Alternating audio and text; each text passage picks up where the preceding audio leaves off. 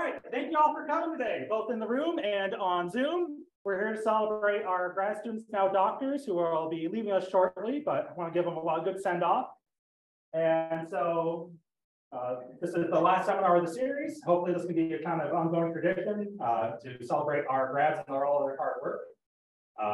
Since we're kind of starting to get a little late, Nathan, you want to take it over?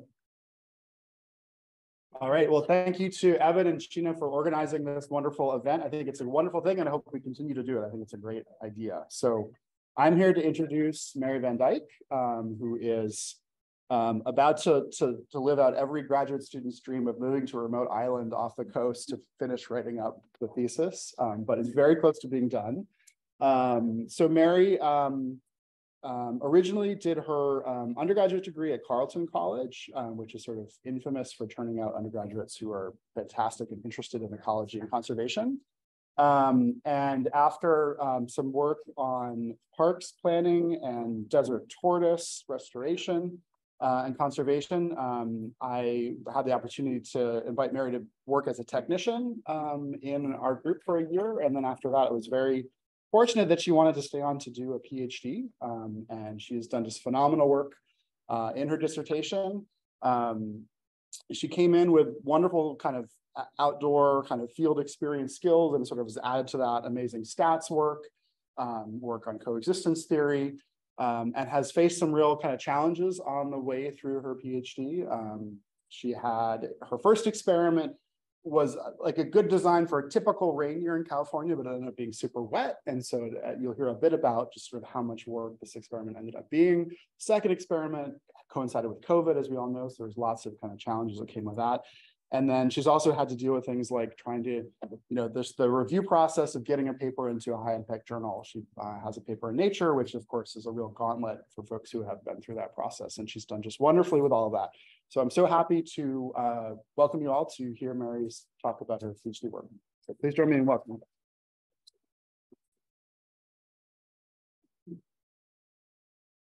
Thanks, Nathan, for that introduction, and thanks, Evan and Sheena. Thank you guys for coming.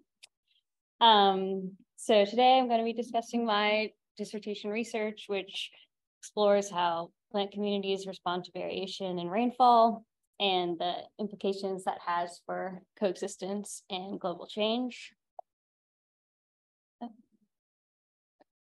So kind of the overarching question of my research is how plant communities will be affected by climate change. I want to understand how plants will move on the landscape and adapt.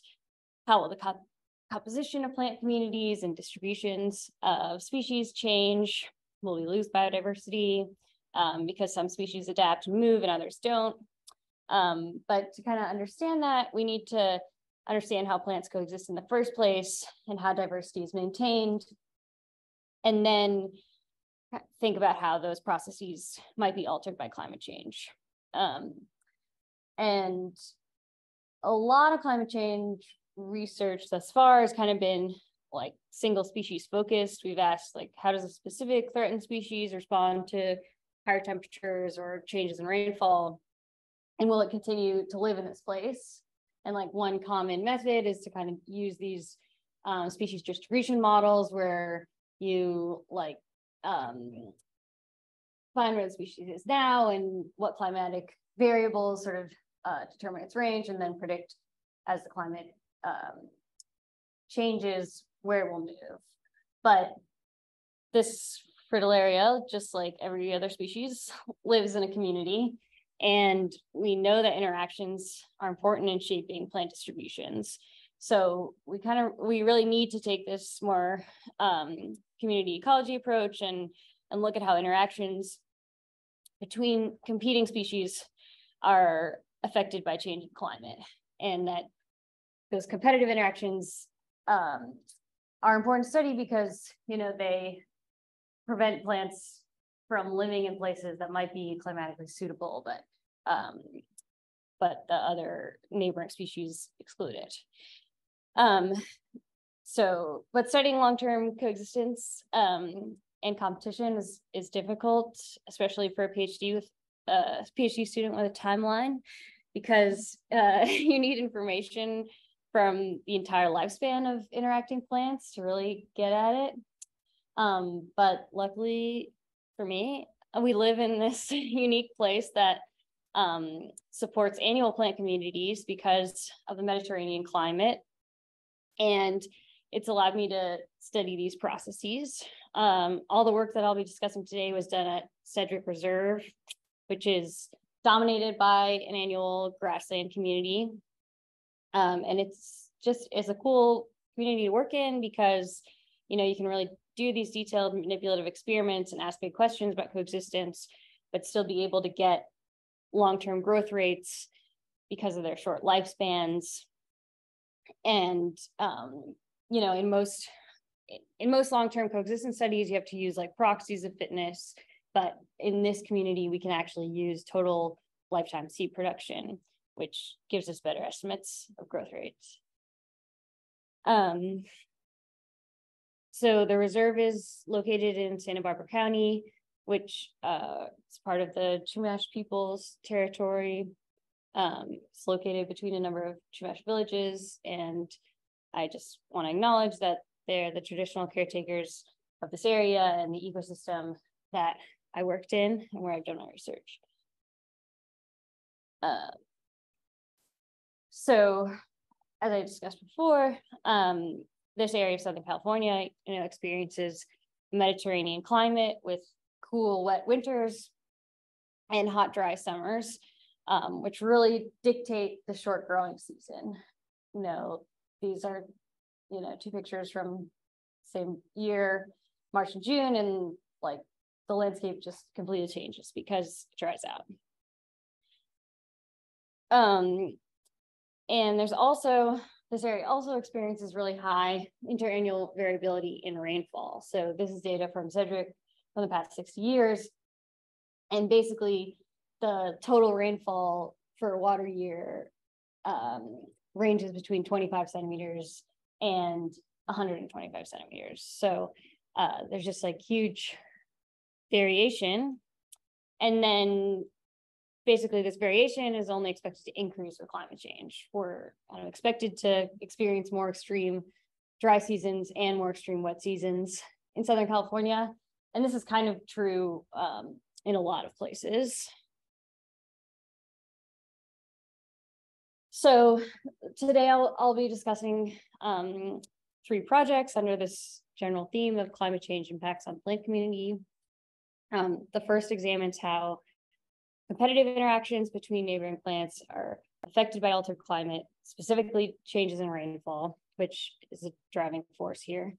The second dives into a potential mechanism for changes in interactions that we found, and specifically kind of explores whether flowering phenology is altered by rainfall and the role it may play in maintaining diversity in the community. And third, I'll discuss how the long-term high interannual variation has shaped the community and what we might learn about how increased variation in the future will affect communities elsewhere. And lastly, I'll discuss some future directions and my plans to kind of use my research for restoration and conservation. So yeah, to study how species interactions change with climate change, I'm using this annual plant community with the high variable system to look at how the interactions change just year to year here with these very different rainfall years. And again, yeah, I focused on the competitive interaction because it's important in shaping ranges and kind of overlooked. So to approach this, you know, I asked what are species' direct responses to changes in rainfall, kind of get at that single species focus, see what it does, and then also ask, are species competitive interactions altered by climate change, and what are the coexistence consequences of that interaction?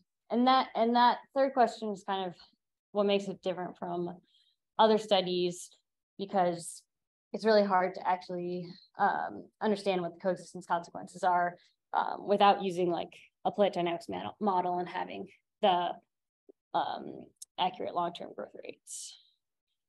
So how do we predict coexistence and the outcome of competitive interactions? Basically, modern coexistence theory posits that competitive outcomes between pairs of species are determined by fitness differences and stabilizing niche differences. Stabilizing niche differences are differences between species that give them an advantage when they're rare, and they promote coexistence, whereas fitness differences are frequency independent differences that give one species an advantage over another, and it promotes competitive dominance. And so for two species to coexist, the stabilizing niche differences have to counteract any fitness differences. And we can look at this visually, that basically this dot represents a pair of species, and the one line represents fitness equivalence. And so as you move away from that, you need basically higher and higher stabilizing niche differences between the two species to counteract that difference in fitness. And so, yeah, species that have that higher stabilizing niche difference are predicted to coexist, and those that don't, the higher fitness species will outcompete the other. And I kind of wanted to, the way I approached this was thinking about how rainfall changed these average fitness differences and stabilizing niche differences. And, you know, so I thought I wanted to measure them basically in two different precipitation regimes. And it might be that they change, but they don't actually like alter a pair's competitive outcome. You know, they still might coexist even in the wet year, or it might not change the outcome, even if it changes these differences, but alternatively it might. And so that was kind of what I tried to figure out. And these fitness differences and stabilizing niche differences sort of depend basically on how many seeds a plant can make when it doesn't have competitors around them, and then and how much it can make in the presence of competitors, which is why we can use this annual plant model that looks at two species to figure it out. So this is a well-studied annual plant model that uses germination, seed survival, fecundity, and competitive interaction effects to determine population growth of species. And so this growth rate year to year kind of depends on how many seeds a species adds to the seed bank, which is this fecundity, and how many seeds stay in the seed bank, which is this survival term and germination rate. And then the fecundity breaks down and is basically a function of how many seeds the plant can produce without competitors, and how much that goes down as you add individual competitors, either of your own species or of another species.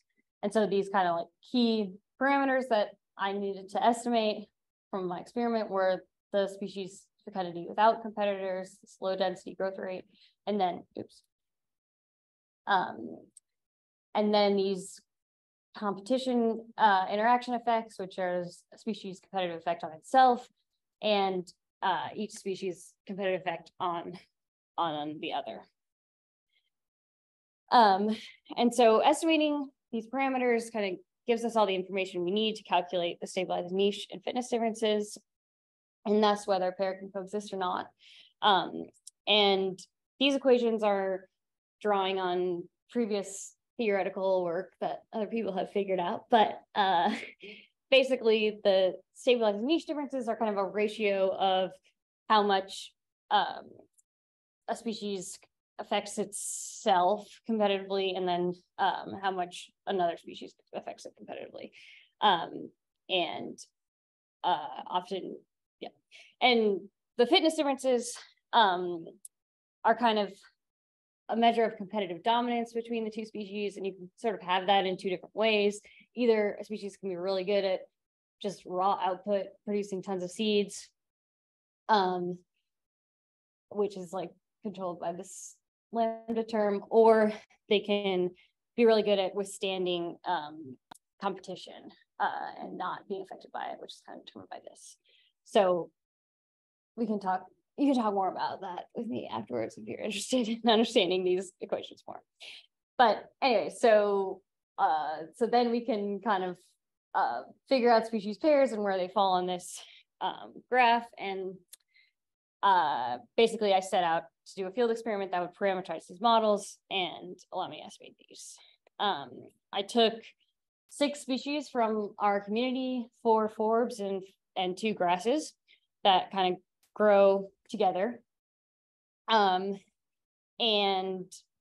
I basically set up a series of plots where I competed individual plants against increasing densities of inter and intra-specific competitors. So I would follow a focal plant, the center plants, and then basically count how many seeds it made and how many competitors it had around it and what the identity of the competitors were. So that design allows us to parameterize the model. And I did that under 2 rainfall regimes. And that kind of resulted in, I mean, I had to track the fate of over 1,500 individual plants and counted like hundreds of thousands of seeds. That's what I got a PhD in, was counting seeds. But that's kind of like why it can't be done in every system. You know, it like takes a lot of data to actually accurately, or to somewhat accurately estimate those competitive effects. So how did I go from that data to actually the parameters?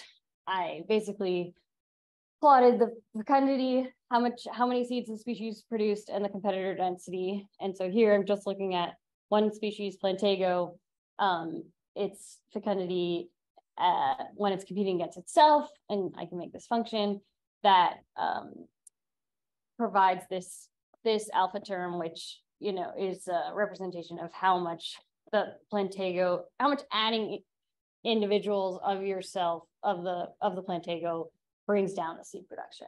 And then it did the same with other species, with every other species. This is just acrospon's effect on Plantago. And you can see that acrospon it doesn't take down the seed production like as quickly as a Plantago. So basically meaning that the Plantago competitively affects itself much more than the acrospon affects it, which is a requirement for coexistence. So these are some of my plots. So this is like plots with one of the different species in the background, and sort of looks like nothing, but really those are other species within those circles. And so those are the ones that I like followed and counted all the seeds and then counted the competitors in a 10 centimeter radius. Yeah, so did that so many times. And I did it within a fenced area to keep out deer and gophers. I seeded all the plots in October and then followed them throughout that year.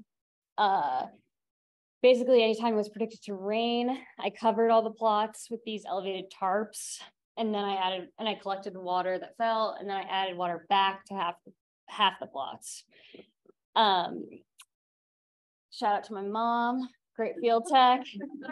I experienced the full rain horribleness, but it rained a lot that year, and so kind of like it was, and basically I wanted to start the treatment post germination, and then I was really focusing on seed production, and so ultimately the plots, the ambient plots ended up with 14 centimeters more rain than the reduced rain plots. But if you remember, like the range in this community is 100 centimeters. So it's not like a huge difference, but that is also cool. So what did I find for this first question? What are species' direct responses to changes in precipitation? Just looking at that seed production without competitors around it. Mostly that small rainfall change really didn't affect seed production. Only 4 of the species there were no difference in how many seeds they produced between those 2 treatments, and 2 species produced fewer seeds in the reduced rain treatments. And then I looked at how species competitive interactions change and what the coexistence consequences of those changes are. So I estimated all those alphas, the competitive effects on each other, and then was able to estimate these fitness differences and niche differences. And here's just an example of a pair, Europeps and Plantago, in the ambient treatment. And so with 6 species, you get 15 different species pairs. So those are the 15 pairs. Like about half of them were predicted to coexist in the ambient and half of them not. And I found that 5 of the pairs didn't change competitive outcome between those 2 treatments. You know, the fitness differences and niche differences still changed a little bit, but that didn't actually make them predict them to change. But 4 pairs moved from coexisting in the ambient treatment to competitive exclusion in the reduced rain treatment, and then 6 pairs moved from competitive exclusion in the ambient treatment to coexistence in the reduced rain treatment. And it seems like it's driven both by changes in niche differences and changes in fitness differences. Like you can see this. Yeah, this pair, you know, is major change in fitness differences, but like this pair is more of a change in niche differences. So ultimately, I found, 5 pairs had coexistence outcomes that did not change with treatment.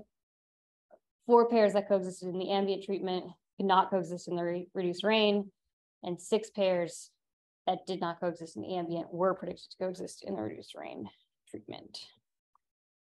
So, kind of the big takeaway from this is that these like minor changes in precipitation that have weak direct effects that wouldn't really be caught in a single species model can still alter competitive outcomes. And 10 of the 15 pairs predicted competition outcome changes. So we like interactions are important and we need to think about them if we want to do predictions about climate change or focus on parent species. Okay.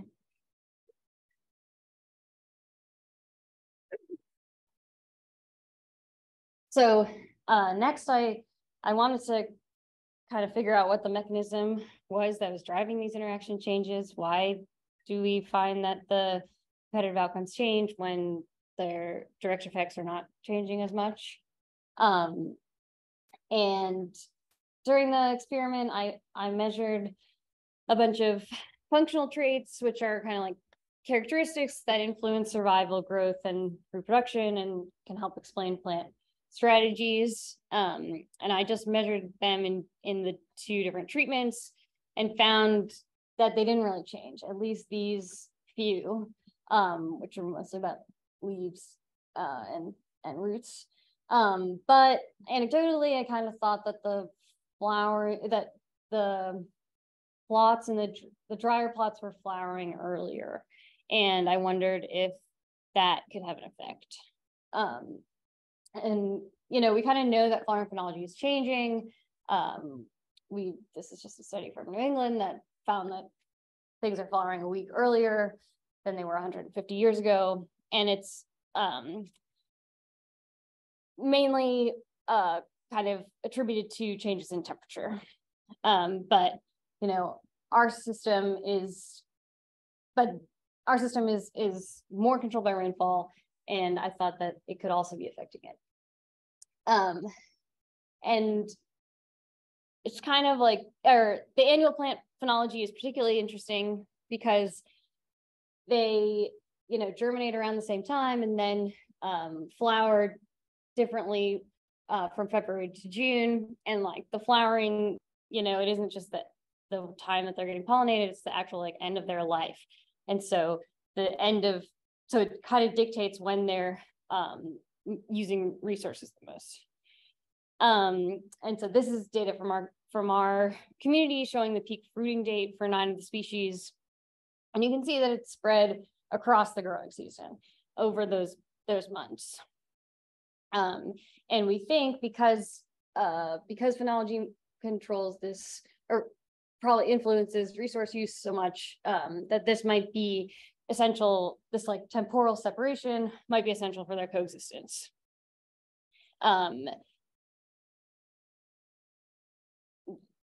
Yeah, so because water, falls mainly before they flower, it's an asymmetrical resource. It's being drawn down, and species peak at certain points during that drawdown, and it likely determines, how much they invest in roots and other drought-resistant traits.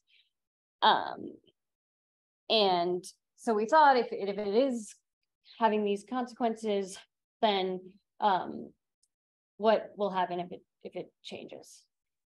So I asked kind of 3 main research questions. Does the flowering phenology change with reduced rainfall? Can rainfall change flowering phenology like we've seen with temperature?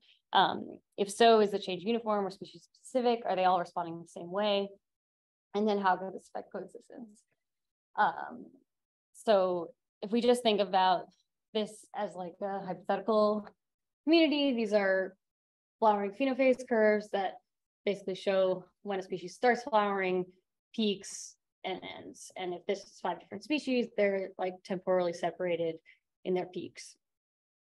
And so if climate change, or if this rain change could move some of them, there are kind of a few possible outcomes. They could kind of all shift the same amount, and that wouldn't actually change the time between the peaks, so it might not mess with the temporal coexistence mechanism. Alternatively, we thought that the later season species might shift more because they're kind of experiencing more drought because they have to wait. They're flowering later into the season when it's stopped raining, and that would kind of compress the end of the season and make those plants overlap more. Or it could be no temporal pattern, and like the time between peaks might increase for some species, making them compete less, and shrink for others, making them compete more. So I kind of approached it with these 3 like possibilities. I planted 17 species in 20 plots, or I seeded these 17 annual species. But we know germination is very variable, and basically only 7, we got 7 species in the end that had enough data and that germinated enough in that rainfall year. And I had 2 precipitation treatments.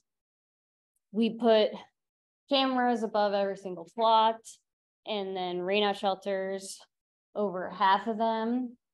I had some difficulty with the cameras and the rainout shelters, but ultimately I was able to get kind of the composition of each plot, and I counted the number of open flowers every few days, which allowed me to make those phenophase curves for each species under each regime, or under each rainfall treatment.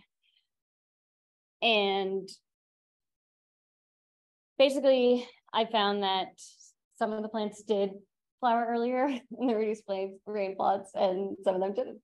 Here's Hordeum, one of the grasses, did flower about 4 days, peaked about 4 days earlier, whereas the Vistuca didn't peak. And then I, with those models, I could kind of look at specific days or important phenology metrics, such as peak day. And I found, that 3 species significantly changed their peaks. And I also looked at first flowering day, which can be useful, and found that 3 species significantly shifted earlier in their first flowering day, but there was some difference, like the Plantago shifted its peak, but not its first, and Lecinia shifted its first, was on its peak. And so then I also looked at whether overlap in the flowering time between species pairs changed, because basically my hypothesis was that species that flower closer together are competing more. And so here's just looking at the two grasses, and they do overlap more in the reduced rain treatment. Sorry. They reduce more in the reduced rain treatment. And then I looked at that for basically every pair of my 7. Oh, why does it keep doing that? Sorry. Every pair of my 7, and found that 4 significantly overlap more in the reduced rain treatment, and kind of on average they all trended towards overlapping more in the reduced rain treatment.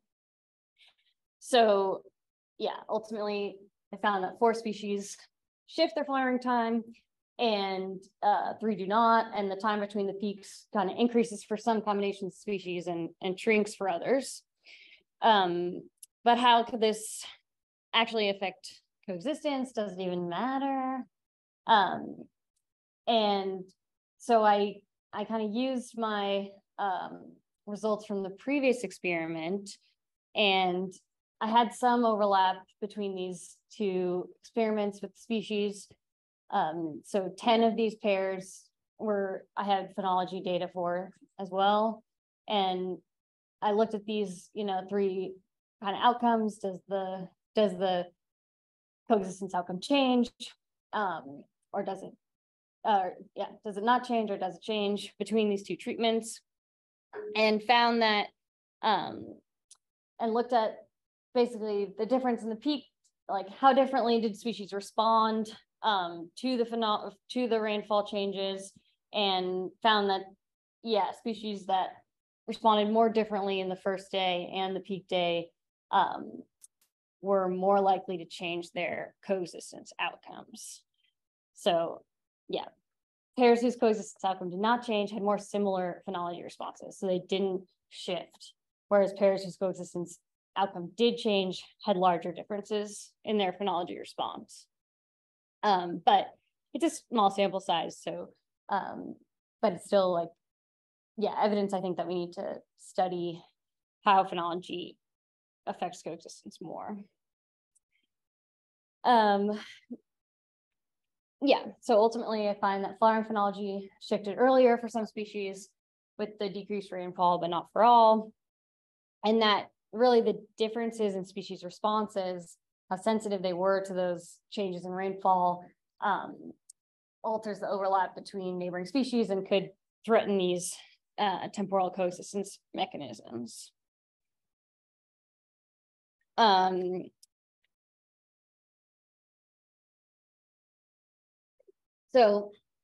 So far, I've kind of focused on the consequences of 2 rainfall regimes, but as I told you before, this system is very variable, and so it's important to look at it over many years and examine how that high interannual variation might shape the community.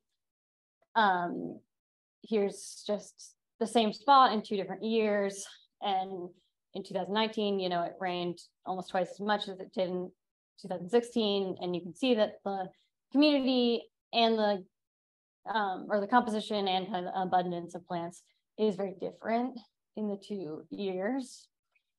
And theoretically, fluctuation in the environment like this can promote coexistence if species have species-specific responses to the environment.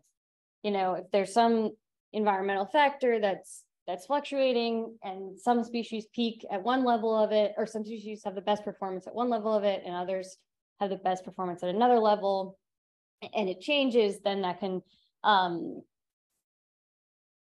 contribute to, or it can favor biodiversity. Basically, that system can support more species. And the theory about this is robust, but it's kind of hard to get actual long-term data that empirically shows it. So we were kind of looking for that in our system. And we asked, are species demographic performances correlated across years? So is that performance the way, how good species do? Are they doing similarly or are they doing differently? And then can functional traits predict species correlation in temporal demographic responses? We had these lifetime plant performance metrics from each year, the germination rate, which is basically how many of the seeds that are in the seed bank actually germinate. And often that is controlled by some climatic factor that, so you want to germinate in the year that you're going to actually grow. And so, yeah, and then we measured this per capita seed production in the absence of competitors. And we had data over like 15 years for about 9 species. And first I kind of looked at like, I took every species average and then looked at the difference from the average, the germination rate, and so Plantago, and basically just looked at like what years were good and what years were bad for that, or for that species, and did that for all of them, and find that, yeah, they're not perfectly correlated across years. You know, there are several years where some do good and some do bad, and that, yeah, and then, but then there are other species that are really correlated that have the exact same pattern. So I actually did, simple correlation tests about each, for each pair and how similar they were in their germination rates, and found really high variation in the correlation. So, some were positively correlated, which means, they germinated a lot. Their germination was high in the same year, so they're probably triggered by the same things, but then others were negatively correlated. And then I did the same with the lifetime seed production. Also, years where some do well and some do bad, but there were a lot more positively correlated species with the fecundity. So more species kind of, if they actually germinated, they did well in similar years. So yeah, that first question, are species demographic performances correlated across years? They're not perfectly correlated, and it doesn't seem that there's such thing as like a good year for all, especially with the germination rate, which kind of supports that fluctuations can promote diversity in the system. And then we looked at see if functional traits could predict the correlation in temporal responses. So do functional traits tell us which species are going to germinate in certain years? And I said, as I said before, these functional traits kind of tell us strategies about plants and their survival and reproduction and growth. And we did find that some of the traits do seem to be predictive, especially with the germination again. So like species with similar leaf size germinated the same year, species with similar root depth, phenology, and then this water use efficiency trait. So basically we found, yeah, the greater the germination rate, the more similar the rooting depth, and rooting depth is we think is very important for drought resistance. So it kind of makes sense that species that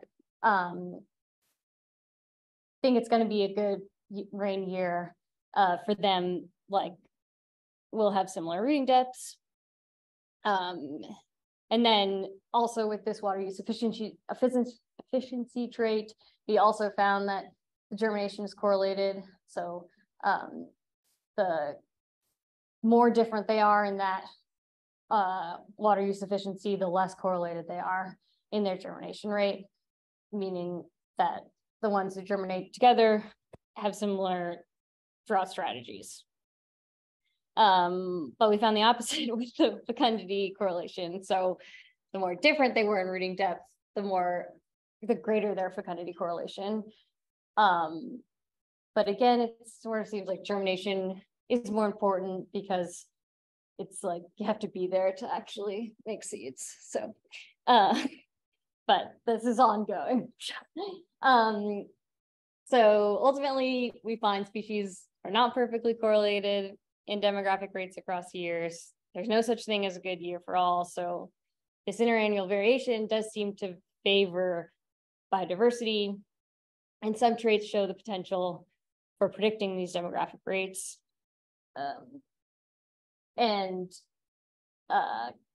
But basically, yeah, we should study variation in climate more, and it does seem like it's probably going to affect coexistence in communities as it increases in other places. And now lastly, I'll just end with some future directions. I'm going to do a postdoc at the Dryland Ecology and Management Lab, Colorado State, with Dr. Gabrielino, and kind of, yeah, apply these coexistence questions and trait-based approaches to restoration, and thinking about how we can make communities that are going to withstand climate change and stay diverse. So I'm really excited about that. So just to summarize it up, these small changes in climate that had little direct effect on species can still alter competitive outcomes with their neighbors. So we really, need to think about interactions when thinking about how climate is going to affect individual species. We found that flowering phenology can shift with changes in precipitation, and that these different responses threaten temporal coexistence dynamics, and that high variation in the interannual rainfall promotes coexistence. I still think I need to connect the long-term interannual variation with these kind of shorter term coexistence questions, but it's exciting that they can meld and promote coexistence in this community. Okay, thank you guys for listening.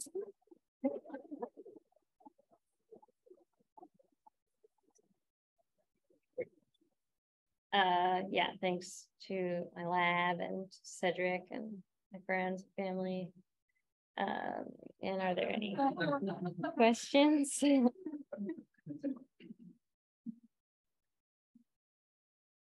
Elsa? Really nice job. It's a huge amount of work that you did, and it's cool to see such interesting results come out of it. I have a couple questions on the last set of questions that you were looking at. It'd be interesting to see, and maybe you could flip back to the figure where you show across all species the average differences year on year. Yeah, so if there's any, so you're showing that, okay, there's no, any given year is not necessarily good or bad for the entire system. Mm-hmm. It varies from one species to the next, but are there some years, as we think about increasing variability with climate change, there's also increasing extremes. Are there any years where that's kind of pushed beyond some threshold where it's really bad for most species, and maybe, I don't know, 2014 or 2020, yeah.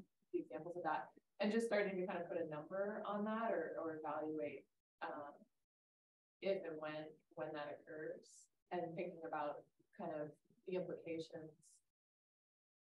in a potential positive light in terms of supporting biodiversity in the system with increasing variability.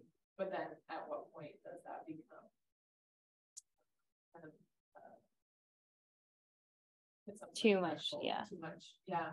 So that's one, just more of a kind of interesting thought or suggestion in looking at the data to move forward that. And the question is actually going on to the phenology.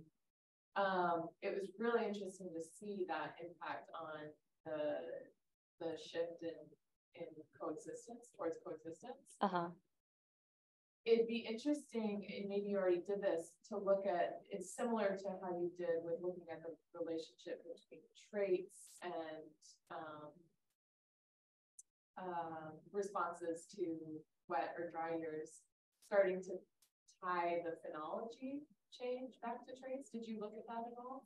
Because you said you had measured so many traits in that experiment as well. Yeah, I did try to see like if certain traits explain how much species shifted in their phenology, and didn't find too much, but that is, I just sort of I do plan on kind of looking into that more, because I think that would be important in actually understanding which species might be threatened, or if we can find traits that predict whether species shift in their phenology, like that would be very useful. Yeah, and if there's anything that's kind of generalizable across species at the trait level, to say, you know, they tend to move in one direction or the other, don't you know, skip the And I guess for the extreme thing, I do want to look at that, but I guess I still feel like if we still have variation, major variation, then it's okay if there's a bad year for all, as long as there's years that still are good. Particularly in this system where you have a seed bank that can carry forward. Right. Yeah, but that, yeah, definitely would be cool to try to find the extremes. Yeah, starting to think about the extremes and then like the persistence of extremes. Yeah. Starting to kind of link some of that climate research and how they're defining extremes and linking that to what you're seeing. Cool. Andy? I didn't know that there was so much determination data from your system. That's really cool. I think obviously the next step would be to do a sort of a long-term simulation with this data to look at the storage impact, right? I mean, are you going to do that? That was in the plans. It was in the plans think of it, the storage effect is like a major theory about coexistence, and I did kind of want to measure it and see if it's operating in the system, but so maybe, but you want to do it with me? It seems like you got a lot, like pretty close to considering that you've already simulated coexistence with these species. I think just adding in the variability in germination. Yeah. Yeah. But you didn't touch on that, but I thought that this was like going to go that direction. It's pretty cool how different they are. Okay. Yeah, it's amazing things. And congrats, teaching very awesome. So I have a couple of questions. So in the first chapter, maybe I missed this, but did you look at closely related species, or at least species with the same genus? No. But great question. We do need to think about how related they are, and but actually, yeah, I mean, Jonathan Levine has done some work with coexistence in the system, looking at how closely related species are, and how that affects their ability to coexist. But I haven't like melded that, but that's a good idea. Yeah, and I was wondering, because it seems to me that in that whole framework that axis was a genetic component, it seems to me that sort of coexistence competition. Management information is missing. Mhm. That's one question. The second question is, all the lands that you germinated or examined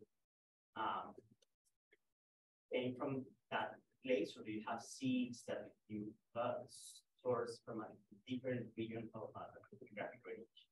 No, I sourced them all from the same, From the same. from Cedric, yeah. The year before. I guess that there's no understanding of the genetic background of any of these populations and understanding of genetic diversity. Yeah. Want to write a grant together? We can't do it at Cedric because they won't let you plant anything that's not sourced Yeah. from. But we can look at local adaptation. Yeah, Yeah, exactly. Yeah.